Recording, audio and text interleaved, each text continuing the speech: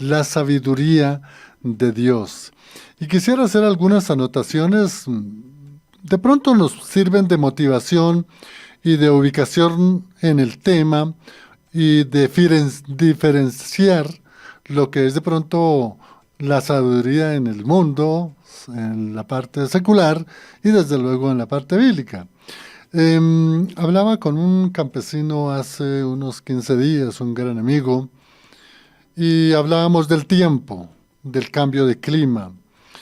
Y le preguntaba si todos estos cambios de clima incidían mucho en la parte de lo que es el cultivo. Y él me hacía una referencia que no, que ellos ya no se podían guiar por el almanaque Bristol, pero que ellos tenían ya muy adelantado ciertas tecnologías para poder, digamos, proteger el cultivo de las inclemencias del tiempo. Y hablábamos, y en conclusión lo que él me decía es la sabiduría que nos da la naturaleza. Hace poco estuve en unos grados de magíster y doctorado. Dicen que es la cuarta universidad mejor de América del Sur, y me llamó mucho la atención en estos grados de magíster y doctorado que tenían invitado a un científico, con todos los títulos en física cuántica, en biología molecular, bueno, una cantidad de títulos. Lo invitaron para que diera una charla a los graduandos sobre la importancia no solamente de que el doctor que se graduaba quedara en el conocimiento, sino que trascendiera el mundo de la sabiduría en la academia. Y eso me llamó mucho la atención, una charla muy bonita. Y sí, a veces, digamos, dentro de las profesiones, en mi caso, el derecho, la semana pasada tuve una audiencia y uno dice, bueno, vamos a construir aquí la teoría del caso, vamos a mirar aquí, examinar que la anotación o la referencia del código sea exacta y que uno pueda explicar realmente el propósito de esa teoría para, digamos, sacar adelante la sentencia a favor del cliente. Y uno dice, sí, hay que poner sabiduría, pero en verdad nosotros de pronto nos quedamos ahí. Y hay una sabiduría mucho más grande, trascendente, que es precisamente la que nos va a compartir hoy el pastor Sergio Castrillón. Es precisamente la sabiduría de Dios. Y qué bueno, pastor, poder empezar, que nos explique en verdad qué es la sabiduría de Dios de acuerdo pues a las Sagradas Escrituras.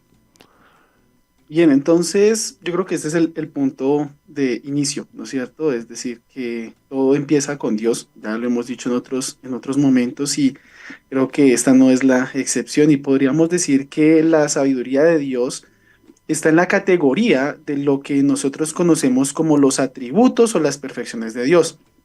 Recordemos que para saber quién es Dios, debemos ver cuáles son sus características. Es decir, la Biblia nos habla acerca de distintas cosas que Dios es, que es lo que nosotros llamamos sus atributos. Y una de esas cosas que la Biblia nos dice que Dios es, precisamente es la sabiduría. Un pastor y teólogo, John MacArthur, define la sabiduría de Dios como su conocimiento perfecto de cómo actuar con destreza para llevar a cabo su voluntad, que es glorificarse a sí mismo. Lo leo de nuevo. La sabiduría de Dios es su conocimiento perfecto de cómo actuar con destreza para llevar a cabo su voluntad, es decir, glorificarse a sí mismo. Aquí entonces hay que resaltar algo muy importante. Y es que la palabra sabiduría para nosotros puede significar muchas cosas en nuestro contexto actual. Desde el conocimiento hasta como lo mencionaba el doctor Juan con esta persona con la que hablaba acerca de los cultivos y demás, como alguna habilidad, ¿de acuerdo? Pero en la Biblia esa palabra sabiduría tiene una connotación muy particular y es no solamente un conocimiento teórico acerca de algo, sino la capacidad de usar ese conocimiento en un contexto dado. De hecho, originalmente la palabra sabiduría, como la encontramos tanto en el Antiguo como en el Nuevo Testamento, la vemos utilizada, por ejemplo, cuando se habla de los artesanos, cuando se habla de los militares, que son buenos en lo que hacen. ¿Por qué? Porque precisamente no solamente tienen ese conocimiento teórico de lo que es su oficio, sino que saben cómo aplicar ese conocimiento a una situación dada. Entonces, podemos decir que Dios no solamente lo sabe todo, porque Él es omnisciente, y eso obviamente la Biblia también nos lo dice, sino que también Él sabe cómo usar ese conocimiento que es absoluto. Entonces, si queremos definir la sabiduría de Dios, es precisamente esa capacidad que tiene Dios o ese atributo de Dios por el cual Él sabe usar todo ese conocimiento para llevar a cabo su voluntad, que es la gloria de su nombre. Gracias, pastor. Bien interesante, amigo. Ya retengamos que es una capacidad, es decir, una serie de habilidades de poder transmitir, digamos, un conocimiento y vivirlo. Y lo que decía tal vez el pastor, por la conceptualización del pastor John MacArthur, que es precisamente el de eh, poder, digamos, un conocimiento perfecto que emana de los atributos de Dios para llevar a cabo su obra, todas las promesas que Dios tiene para la humanidad. Pastor Sergio habló algo muy importante en esa parte conceptual que es la aplicación. Y hizo referencia a que muchas veces quedamos en la teoría, teorizamos mucho. Es posible que nuestra mente retengamos toda una serie de teorías de parte conceptual en la memoria, pero me gusta mucho esa frase de la aplicación. Es decir, la sabiduría dentro del campo de lo que es las Sagradas Escrituras se refiere más a la aplicación de esa voluntad de Dios perfecta en nosotros los creyentes del Evangelio, pastor. A lo que quiero hacer referencia con respecto a la palabra sabiduría, y digamos que eh, no es tanto como un asunto teológico, aunque obviamente tiene su carga teológica cuando se aplica a la escritura, es que la sabiduría no es solamente tener un conjunto de conocimientos de lo que sea. Por ejemplo, si yo estudié química, entonces conozco todo acerca de la química y, digamos en teoría podría pensar en términos químicos. Pero la sabiduría va más allá de eso, va un paso adelante y es tomar ese conocimiento y usarlo. Y podría de pronto servir una ilustración, espero no ofender a nadie, no es mi objetivo, pero la eterna lucha entre los científicos y los ingenieros, ¿no? Entonces, siempre el físico siempre dice que va a ser mejor que el ingeniero porque tiene más conocimientos. Pero resulta interesante el hecho de que cuando se trata de resolver problemas tienen que ver con la física, es el ingeniero el que echa mano de su conocimiento y lo aplica de tal manera que puede resolver ese problema. Entonces, no estoy diciendo que uno u otro sea mejor, simplemente quiero señalar esto como un ejemplo para explicar, para ilustrar qué es la sabiduría según la Biblia. No es simplemente adquirir una serie de conceptos y meterlos en el almacén de la cabeza, sino tener la capacidad de tomar ese conocimiento y al presentarse una situación determinada, lograr usarlo de una manera exitosa. Pensemos ya, digamos, en un ámbito más espiritual. Por ejemplo, si yo sé que debo presentar todas mis necesidades en oración, eso lo leemos en Filipenses 4:6, cuando se me presente una situación difícil, lo primero que yo hago es quejarme y lo último en lo que yo pienso es en orar. Pues yo tengo ese conocimiento y puede que me sepa el versículo de memoria, pero de nada me sirve si yo no estoy aplicando eso en el momento en el que debo aplicarlo. ¿Qué sería la sabiduría? Es tener ese conocimiento, conocer ese versículo y cuando llegue ese momento de prueba, por ejemplo, yo pues echo mano de ese conocimiento y lo traigo al momento determinado y lo aplico. Es decir, en la circunstancia difícil voy a presentar mi petición delante de Dios con acción de gracias y con toda súplica, sabiendo que la paz de Dios que sobrepasa todo entendimiento va a guardar mi corazón y mi mente en Cristo Jesús. Entonces, ese es el concepto de la sabiduría. Ahora, evidentemente, cuando lo aplicamos a Dios, pues es necesario saber que es absoluto, que es completo, que no hay falla en esa sabiduría, que Dios todo lo que hace, lo hace con un propósito siempre para lograr su gloria. Bien, Pastor Sergio. Pastor, ¿se puede hablar de algunas características o niveles o posiciones de la sabiduría? Es decir, ¿cómo podemos identificar que realmente la sabiduría se da cuando se dan ciertos elementos? ¿Podríamos hablar de características? Bueno, yo creo que cuando hablamos de Dios, lo primero y la característica principal es que es absoluta, esa sabiduría es absoluta. Mm, Pero como estamos hablando de la sabiduría de Dios, hay algo que es muy importante que nosotros siempre tengamos en la mente.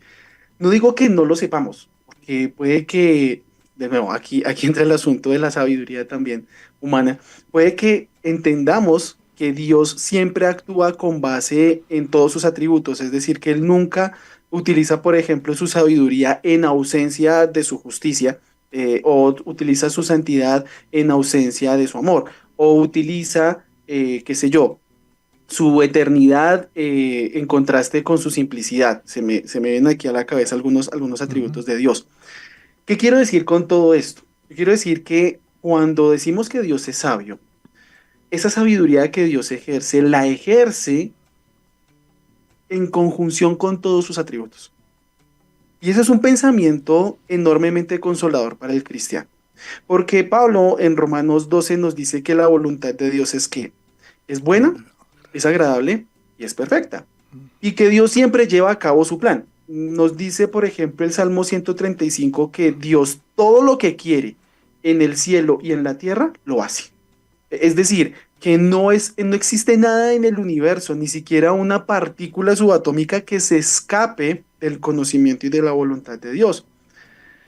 ¿Y por qué digo que este pensamiento es consolador? Porque cuando nosotros vemos en nuestras vidas circunstancias difíciles, circunstancias que tal vez ni siquiera les tengamos una respuesta en esta vida, nuestro consuelo como cristianos es, a pesar de que yo no entiendo esa situación y puede que nunca la entienda, yo sé que Dios ha puesto esto en su voluntad y sé que su voluntad es buena, agradable y perfecta.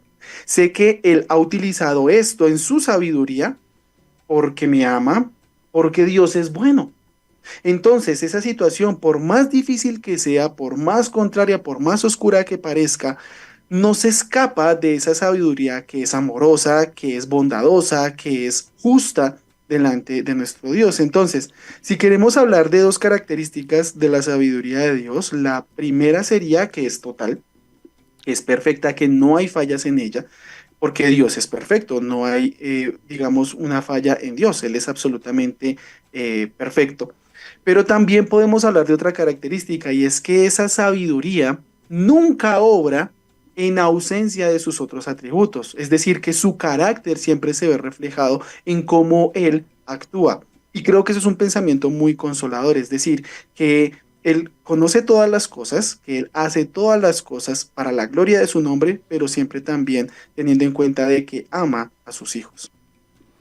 Bien, Pastor Sergio, ¿podríamos entonces indicar con fundamento a esa característica que es total?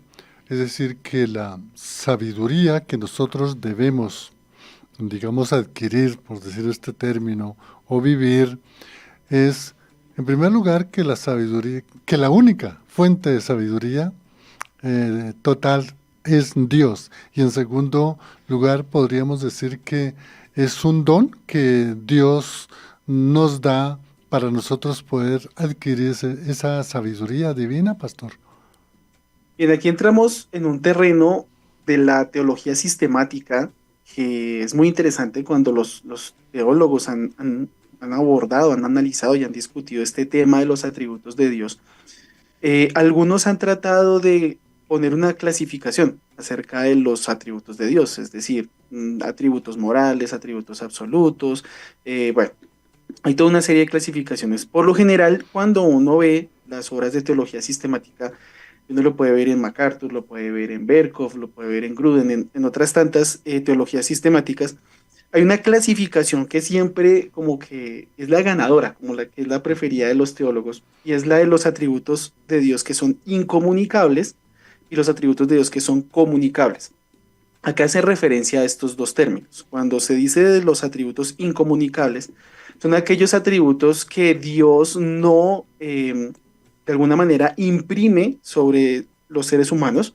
Por ejemplo, su eternidad. Dios siempre ha sido, Dios no tiene ni principio ni fin. Nosotros sí tenemos un principio y si bien nuestro destino es eterno, es decir, que nunca va a terminar, no podemos decir que nuestra existencia empezó, o más bien se iguala a la existencia de Dios en la eternidad. Por ejemplo, Dios es omnipresente, Dios está en todo lugar en la plenitud de su ser. Nosotros solamente podemos estar en un lugar del espacio a la vez, porque no somos ubicuos. Entonces, esos son atributos incomunicables, atributos, estas características de Dios que Él no imprime en la humanidad. Pero los atributos comunicables son aquellos que en la medida de la finitud, de la limitación del ser humano, Dios sí imprime en el ser humano. Por ejemplo, su justicia. Nosotros tenemos un sentido de justicia que obviamente se ve apuntalado por nosotros conocer la gracia común, por conocer la voluntad de Dios y demás. Dios nos permite o nos transmite también la bondad, porque el ser humano es capaz de hacer cosas buenas. También, asimismo, nos transmite la sabiduría, es decir, que ese atributo de Dios absoluto de la sabiduría nosotros llegamos a tenerlo de manera relativa.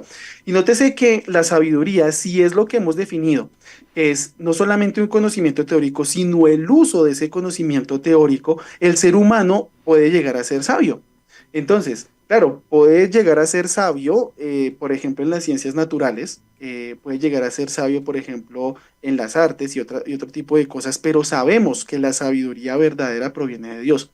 Pero es importante decir que la sabiduría no es tanto un don, sino más bien algo que Dios imprime en la naturaleza del ser humano. Y es que de una u otra manera el ser humano llega a ser sabio, entendiendo de nuevo la definición, en muchas cosas. Por ejemplo, hay personas que son muy buenas resolviendo problemas contables. O, por ejemplo, en el caso del doctor Juan, que es bueno resolviendo problemas jurídicos.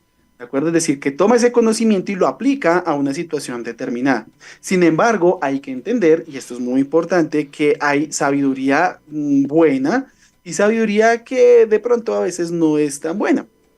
Y yo creo que la Biblia también hace esa distinción y es importante tenerla en cuenta. Gracias, Pastor. Pastor Sergio, hay una pregunta de una oyente desde Toronto, Canadá, la hermana Mercy. Dice, gracias al pastor Sergio por su enseñanza. Y ella anota aquí un texto bíblico que dice que según el Salmo 119, versículo aquí anota 66, con un guión y luego 90. Y dice que el texto dice, dame la sabiduría y el conocimiento que necesito. Y la pregunta que hace la hermana Mercy es que ella no ha podido distinguir bien lo que es la diferencia entre conocimiento y sabiduría. Bueno, aquí nos topamos con un asunto bien interesante. Puede que nosotros diferenciemos entre sabiduría y conocimiento, puede ser dos cosas diferentes. Sin embargo, hay que tener en cuenta que muchas veces, y sobre todo en la poesía hebrea, hay algo que se llama el paralelismo. Es simplemente una forma en la que se expresa la poesía hebrea. Y lo que podemos ver es que se utilizan dos ideas que son paralelas, ¿de acuerdo? Y muchas veces esos conceptos son intercambiables. Entonces, en el caso de la hermana, cuando menciona este salmo, lo que podemos ver es que estos dos conceptos, digamos, en el uso que se le da dentro de ese pasaje, son precisamente intercambiables, la sabiduría y el conocimiento. Y lo que está pidiendo aquí el salmista es simplemente que Dios le ayude precisamente a entender cómo usar la ley de Dios en su vida diaria, por decirlo de alguna manera. Entonces, si bien es cierto, insisto, que podemos tener muchas veces o diferenciar entre el conocimiento y la sabiduría, cuando se utiliza de esa manera paralela en la poesía, y pues sabemos que el libro de Salmos es un libro poético, muchas veces esos conceptos llegan a ser intercambiables, en este caso la sabiduría y el conocimiento. Un ejemplo que puede ayudar a ilustrar esto es cuando el Señor habla, Dios, en la creación del hombre y dice, hagamos al hombre a nuestra imagen conforme a nuestra semejanza. Y cuando uno lee la historia de la iglesia en la interpretación de ese texto, de Génesis 1, 26 al 28, uno encuentra cualquier cantidad de intentos de diferenciar entre la imagen y la semejanza. ¿Qué es la imagen de Dios? ¿Qué es la semejanza de Dios? Y yo creo que la solución más correcta a eso es simplemente pensar en el hecho de que imagen y semejanza, por el uso que se le está dando en ese punto específico, vienen a ser palabras sinónimas, es decir, que tienen el mismo significado. Y yo creo que aquí vemos exactamente lo mismo, es decir, vemos que el uso que se da a estos dos términos es paralelo y por tanto no es necesario hacer una distinción como tan clara entre ambos conceptos. Gracias, pastor. Bien interesante todo lo que nos ha compartido el pastor Sergio. Pues a propósito, digamos, de lo que nos estaba indicando de esa muy delgadita diferencia entre conocimiento y sabiduría, lo que sí podríamos nosotros, digamos, pastor, como para tener cierta diferencia, es que el conocimiento de pronto está todo acumulado en nuestra parte intelectiva, pero que si nosotros nos quedamos con esa acumulación de conocimiento y no lo aplicamos o no lo ponemos en práctica, podríamos decir que tenemos conocimiento, pero que al aplicar ese conocimiento de Dios, que es la palabra de Dios, estaríamos actuando con sabiduría o realmente no sería exacta esa parte conceptual, pastor. Yo creo que sí podríamos hacer esa diferencia, pero hay que recordar algo, que en la escritura las palabras tienen un significado conforme a su contexto. Es Mm, decir, si yo, por ejemplo, veo que el autor efectivamente está diferenciando entre ambos términos, pues es necesario trazar esa línea. Pero, por ejemplo, cuando yo veo que se está utilizando en esas líneas paralelas, es decir, que son dos ideas que se expresan y que tienen una similitud, pues probablemente esa línea no sea tan clara. Y digamos que no debemos preocuparnos mucho por tener esa diferenciación tan estricta, teniendo en cuenta que muchas veces los autores bíblicos hacen como o tienen la intención precisamente de escribir de esta manera para que la idea sea muchísimo más rica, mucho más amplia, por decirlo de alguna manera. Entonces, eh, podríamos hacer esa diferenciación, como la plantea el doctor Juan. Sin embargo, de nuevo, depende mucho del contexto en el texto bíblico de cómo se usen esas palabras. excelente aclaración, pastor. Y vea que a veces uno, amigo oyente, se enreda uno en asuntos que pueden ser sencillos, pero lo que sí nos dijo el pastor es algo que debemos tener en cuenta. Cada palabra tiene su semántica, tiene su significado de acuerdo al contexto. Y de pronto ahí es donde fallamos. Entonces, mire la palabra, examine la palabra. El pastor nos decía de los paralelos, pero muy importante también mirar el contexto. Pastor, compartámosle a nuestros amigos lo que puede significar o cómo fue la enseñanza de la sabiduría por parte de Jesús, nuestro Señor y Salvador. Él cómo nos enseñó la sabiduría. Hay algo muy curioso cuando pensamos en Jesús y la sabiduría. Es que es una palabra que de hecho aparece muy pocas veces en los evangelios. Y digamos que aparece casi como muy, o sea, no, casi muy pocas veces, más bien lo voy a poner de esta manera, muy pocas veces aparece en la boca de nuestro Señor. Habla acerca, por ejemplo, de la sabiduría de Salomón o de este dicho que es muy particular de que la sabiduría es justificada por sus hijos, es decir, de que la sabiduría es justificada por sus productos, por sus resultados. Bien, y digamos que no es algo muy usual. Sin embargo, de las pocas veces que se utiliza esa palabra sabiduría con respecto a nuestro Señor, hay un episodio que es muy particular y lo vemos en Marcos 6. Marcos 6, versículo 2 dice lo siguiente, y llegado el día de reposo, comenzó a enseñar en la sinagoga, y muchos, oyéndole, se admiraban y decían, ¿de dónde tiene estas cosas? ¿Y qué sabiduría es esta que le es dada y estos milagros que por sus manos son hechos? Entonces nos damos cuenta de que las personas que estaban oyendo en este momento al Señor Jesús se sorprenden. ¿Por qué? Porque pues lo veían como una persona que no había tenido la educación de los fariseos y de los escribas, una persona que de hecho pues ya lo conocían. Y sin embargo, cuando él les enseñaba y les mostraba la sabiduría divina, pues evidentemente se veían muy impactados. Estaba leyendo un libro hace unos días en las que ilustraba precisamente cómo el Señor Jesús es el maestro por excelencia, ¿de acuerdo? Y que evidentemente no solamente pues por el ser Dios y por el tener este llamamiento de ser el Mesías, tiene este conocimiento, sino cómo lo aplicaba a distintas situaciones, pensemos en ese término de la sabiduría, vemos efectivamente que las personas se sorprendieron de una manera justificada, es decir, veían a este hombre que tal vez lo habían visto, habían vivido con él durante muchos años, y que cuando abría su boca básicamente destrozaba toda la sabiduría humana. Entonces vemos esto y vemos precisamente como eh, esa identificación que se hace de Jesús con respecto a la sabiduría.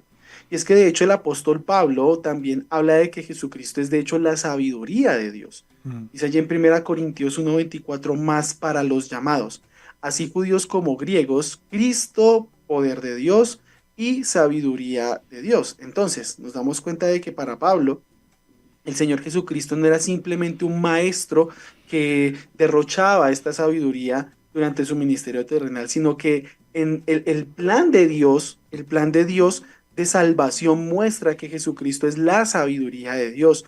De ahí que muchos teólogos hayan equiparado al Señor Jesucristo con la sabiduría de la cual se habla en Proverbios 8. Y yo creo que esa es una discusión para otro programa porque da mucho de qué hablar. Eso es mucha tela que cortar en este momento, pero yo sí quiero apuntar a algo muy importante y es al hecho de que si bien es cierto, no sé, el Señor Jesucristo no habla mucho acerca de la sabiduría, sí podemos ver en él una enseñanza sabia y en él precisamente la sabiduría de Dios personificada, que es precisamente lo que nos dice el apóstol Pablo en 1 Corintios. Gracias, Pastor Sergio. Pastor, muchas veces dentro de la misma hermandad, cuando uno habla con un predicador, con un líder, bueno, uno siempre entabla una charla y sale como a flote, es que hay que andar en sabiduría. Y entonces, qué bueno, a veces esa palabra andar en sabiduría queda como en el aire, a veces no la podemos entender, pero qué bueno que el pastor nos identificara realmente qué es lo que significa andar en la sabiduría de Dios. Claro que sí, yo creo que este es un tema muy interesante y por desgracia no muy hablado en las iglesias. Es decir, efectivamente, como usted lo dice, hay que ser sabios, hay que andar en sabiduría, hay que pedir sabiduría a Dios. De hecho, pues Santiago nos insta precisamente a eso, ¿no? A que pidamos sabiduría a Dios cuando nos veamos faltos de ella. Pero muchas veces nos quedamos ahí y bueno, ¿y eso cómo se hace? ¿Y eso cómo se ve? O sea, en la práctica, en la realidad, ¿eso qué? O sea, ¿cómo funciona eso? Yo creo que hay dos libros en la Biblia que son como las dos caras de una misma moneda y de pronto puede haber personas que no estén de acuerdo conmigo en esto, pero creo que sí es así y de hecho es interesante que al menos en el canon cristiano estén estos dos libros seguidos, que son el libro de Proverbios y el libro de Eclesiastés, porque vemos que por un lado el libro de Proverbios aboga por la sabiduría y de hecho nos dice cuál es el principio de la sabiduría. Y dice Proverbios 1:7 y lo repite en otros lugares de Proverbios, que el principio de la sabiduría es el temor al Señor. Los insensatos desprecian la sabiduría y la enseñanza. Y Salomón básicamente aquí coloca dos caminos, el camino del sabio y el camino del insensato. El camino del sabio es aquel que sabe que el principio de todo ese conocimiento aplicado a las situaciones reales proviene de Dios. El insensato simplemente rechaza el mandato de Dios y bueno, se estrella como lo muestra en repetidas ocasiones el libro de Proverbios. Pero cuando abrimos Eclesiastés, nos encontramos con cosas como la que voy a leer. porque en la mucha sabiduría hay mucha molestia, y quien añade ciencia añade dolor. Eclesiastés 1:18. Entonces uno dice, bueno, pues se supone que es el mismo autor, Salomón, ¿no es cierto? Quien escribe ambos libros, al menos la gran parte del libro de Proverbios es producto de Salomón.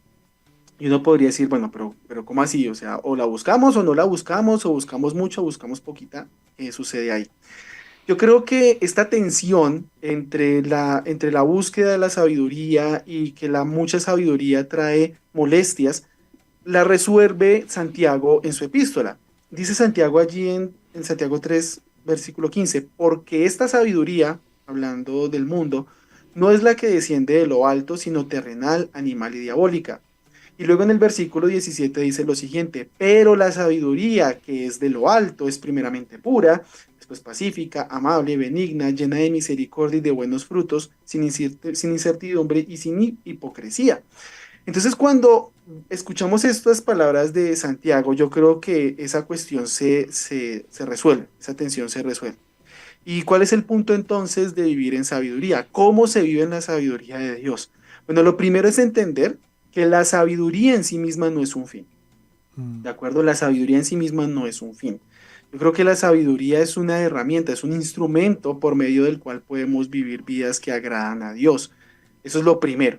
¿De acuerdo? Lo segundo es entender que esa verdadera sabiduría de la que tanto nos hablan las escrituras tiene su origen en Dios. Y por tanto es necesario ir a las palabras de Dios para saber cómo debemos vivir. Yo entiendo que hay muchas personas muy bien intencionadas que cuando aconsejan a otros, ya sea en una consejería formal o ya de una manera más eh, informal, pueden hablar muchas cosas y utilizan la sabiduría del mundo y puede que sea hasta buenos consejos y demás. Pero yo creo que cuando el cristiano entiende que en la Biblia tiene absolutamente todas las cosas que necesita, para vivir una vida que agrade a Dios, no tiene por qué estar diciendo esa clase de cosas. Ahora, no estoy diciendo que la sabiduría del mundo sea necesariamente mala, pero lo primero que nosotros tenemos que hacer es meditar en la palabra de Dios, es decir, tenemos que leerla, tenemos que estudiarla, tenemos que orarla, para que de esa manera el Espíritu Santo tenga que aplicar en el momento indicado. Pensemos por un momento en la tentación del Señor Jesucristo, en el desierto. Es de todo sabido que el Señor respondió precisamente con la escritura. De hecho, respondió con el libro de Deuteronomio a cada una de las insinuaciones satánicas. Que de hecho Satanás utilizó la palabra de Dios, utilizó el Salmo 91 contra el Señor Jesucristo.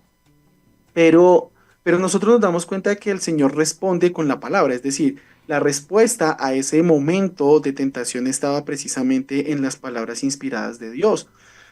Y yo creo que el apóstol Pedro lo pone muy claro cuando dice que nos ha sido dado en el Señor todo lo necesario para la vida y la piedad. El apóstol Pablo también lo dice, que nosotros estamos completos en Cristo. Entonces, si queremos vivir una vida que se caracterice por la sabiduría de Dios, pues tenemos que ir a Él. No podemos decir que vamos a vivir una vida sabia con la sabiduría de Dios cuando estamos buscando el consejo del mundo, porque evidentemente son dos cosas completamente distintas. Y de nuevo, puede que en términos de economía, en términos de ciencias y en términos de otras muchas cosas, la sabiduría del mundo esté bien y pues lógicamente no vamos a criticar eso. Pero cuando se trata de vivir una vida piadosa, una vida sabia, a los ojos de Dios tenemos que acudir a Él, porque como lo leímos hace un momento, eh, el principio de la sabiduría es el temor de Dios. Si nosotros nos alejamos de ahí, no tenemos nada. Y pensemos que el mismo predicador, Salomón, al final de su libro nos dice que el discurso último de todo lo que él ha dicho es precisamente que nosotros busquemos a Dios. Bien, Pastor Sergio. Pastor, es un pastor que tiene la iglesia bien en la parte sur del Cauca, en lo que se llama Morales, Cauca. Él es el pastor Lupercio. Y él dice que gracias por la enseñanza, que esta misma enseñanza la hace saber a sus discípulos que tiene allá en Morales, Cauca, que siempre la ven en la noche o los fines de semana. Y dice el pastor Lupercio le pregunta al pastor, él escuchó el programa en el que el pastor nos enseñó sobre el canon del Antiguo Testamento y nos hablaba de la Torá, nos hablaba del Neivín y del Ketuvín, y el pastor lo que pregunta es que a él le enseñaron que había una clase de libros en el Antiguo Testamento que son los libros sapiensales o de la sabiduría. Entonces él pregunta que si esa sabiduría de la que estamos hablando hoy, de la que está hablando el pastor, es la sabiduría que Dios le dio a Salomón por medio de los proverbios y los otros libros que escribió Salomón. ¿Qué le decimos al pastor Lupercio? Claro que sí. Un saludo, pastor, desde aquí, desde Bogotá. Bueno, hay que ver varias cosas.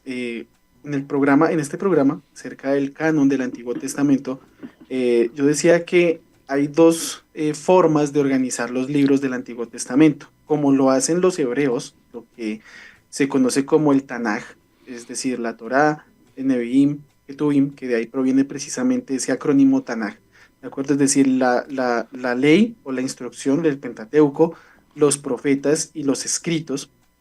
Esa es una división, o sea, una forma de organizar el canon del Antiguo Testamento.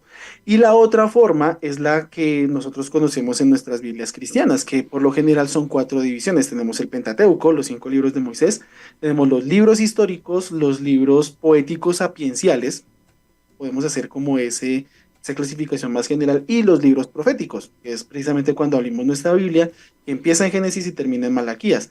Cuando abrimos una Biblia en hebreo, por lo general la Biblia va a empezar en Génesis y va a terminar en Crónicas, porque la organización es diferente. Ahora, es cierto que nosotros tenemos libros que llamamos sapienciales, que podríamos decir que son cuatro, que son el libro de Job, el libro de Proverbios, el libro de Eclesiastés y el libro de Cantares. Sin embargo, si bien es cierto, lo llamamos sapienciales por su contenido, porque en su gran mayoría tienen como este aspecto de la sabiduría, como lo entendían los israelitas. Toda la escritura o tiene como esa impronta de sabiduría, ¿de acuerdo? Toda la escritura tiene como esa, o apunta más bien para la vida del cristiano, para que viva una vida sabia. Voy a colocar un ejemplo que no está en estos 4 libros. Pensemos en José. Recordemos que José, pues, no era un hombre precisamente muy prudente a la hora de decir sus sueños, y sus hermanos tampoco es que les cayera muy bien que mostrara sus sueños, porque pues los humillaba mucho. Entonces recordemos que José tuvo este problema con sus hermanos, lo vendieron a unos comerciantes, perdón, madianitas, que lo llevaron a Egipto. En Egipto él llega a ser el esclavo de un hombre, de un oficial llamado Potifar, y bueno, le va muy bien, prospera al hogar de Potifar, y se encuentra con una dificultad. ¿Qué dificultad se encuentra? Con que la esposa de Potifar quiere tener algo con él. Todos conocemos la historia, que él huye, y es interesante que él dice que no quiere deshonrar a Dios, o sea, coloca primero a Dios que a su amo, y esto nos debe hacer pensar mucho.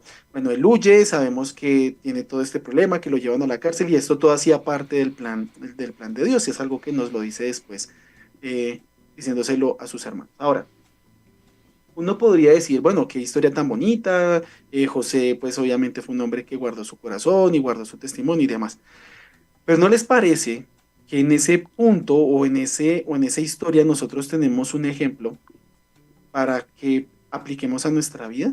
Es decir, ahí hay sabiduría de Dios. Y no estamos hablando del libro de Proverbios, que también habla de lo mismo. Casualmente el libro de Proverbios dedica un par de capítulos bastante grandes al principio para hablar acerca de la mujer adúltera y del cuidado que se debe tener. Entonces démonos cuenta que, si bien es cierto, nosotros tenemos libros sapienciales, toda la escritura tiene la impronta de ser sabiduría de Dios, y por tanto aquí aplicamos las palabras del apóstol Pablo a Timoteo. Toda la escritura es inspirada por Dios y útil.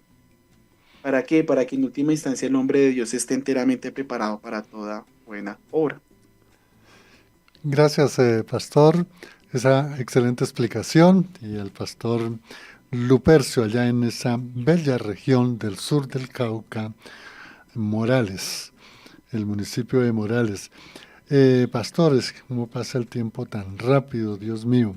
Pero podemos hacer esta pregunta que considero que es muy importante porque como que podemos resumir, podemos sintetizar lo que realmente es conocer la sabiduría de Dios, vivir la sabiduría de Dios, pero ante todo, qué bueno, pastor, que nos pudiera orientar cuál es el propósito de que nosotros, creyentes del Evangelio, pues conozcamos la sabiduría de Dios, vivamos la sabiduría de Dios y pues realmente deleemos la gloria a Dios por esa bendición que Dios nos da de adquirir sabiduría por medio de su palabra. ¿Cuál sería ese propósito de la sabiduría?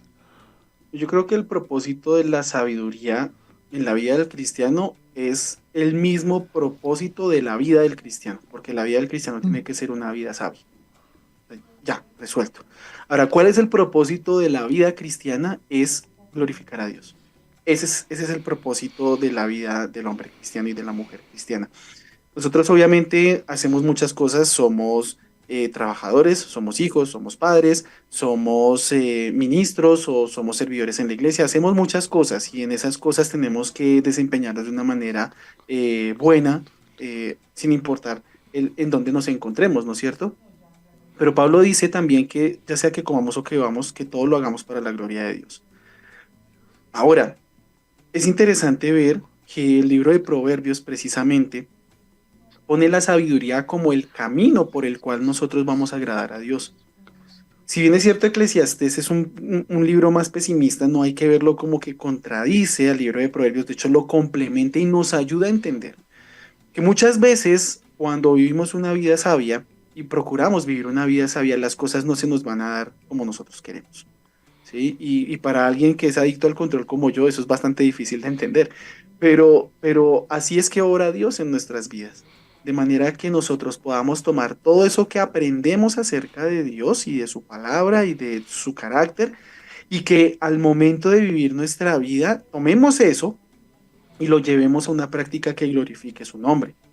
Es decir, siempre nuestro propósito va a ser glorificar el nombre de Dios y no va a ser exaltarnos a nosotros mismos, sino va a ser buscar nuestra propia gloria, porque si no sería esa sabiduría de la cual Salomón nos habla y nos dice que trae mucha congoja, mucha molestia, o como nos lo decía Santiago, pues es una sabiduría que es diabólica, que es terrenal. Por el contrario, nótese las características que Santiago da con respecto a esa sabiduría.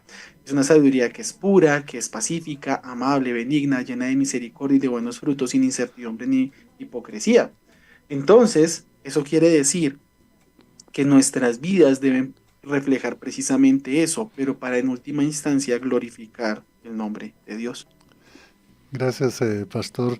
Tengo aquí un comentario de una hermana de Sogamoso, en Boyacá, que nos dice, gracias al pastor Sergio, lo escucho siempre y quisiera que el pastor me confirmara si para adquirir la sabiduría es hacer el estudio de la palabra de Dios, el hacer la oración conforme a la palabra de Dios y el de pedir la guía del Espíritu Santo. Ella lo que pregunta es si esos tres aspectos son importantes para adquirir o actuar con sabiduría. Yo creo que en la pregunta está la respuesta. No voy a decir más. Es decir, es la lectura, no solamente decir, ay, bueno, hoy leí mi plan anual y ya, estoy contento, mi alma ya quedó satisfecha con eso. No, es un estudio cada vez más profundo de adentrarme en qué es lo que está diciendo allí.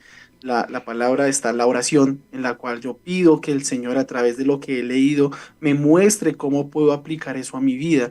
Está en que el Espíritu Santo me va a guiar a mí precisamente a partir de lo que yo tengo de la escritura para hacer su voluntad. Y obviamente es entender que si ya tengo el Espíritu Santo, puedo ya enfrentarme a esas dificultades precisamente con el poder que Él me ha dado de habitar en mí. Pensemos en esto, el Espíritu Santo, el Dios, el Espíritu Santo habita en los creyentes, por tanto, los creyentes tienen este poder de parte de Dios y es para todos, no es solamente para unos, es para todos, que pueden tomar la Biblia y aplicarla a sus vidas.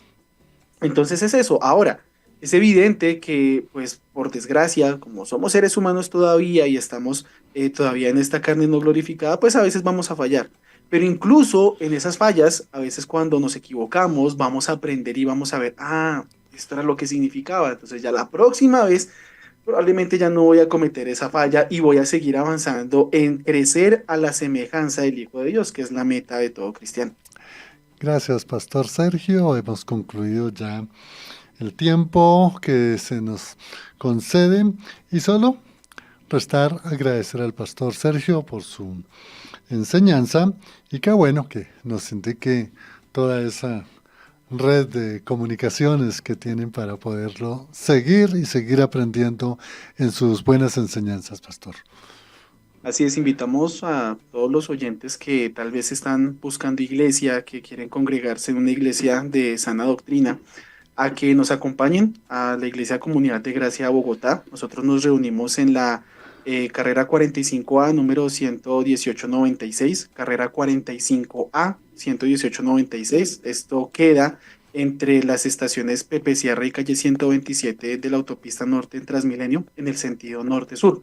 Es súper fácil llegar, de hecho hay un parquecito y hay un concesionario de vehículos. Detrás de ese concesionario de vehículos queda la congregación. Nos reunimos los domingos a las 9 y a las 11 de la mañana. Y por otro lado, quiero aprovechar este pequeño espacio para que si de pronto algún oyente está interesado en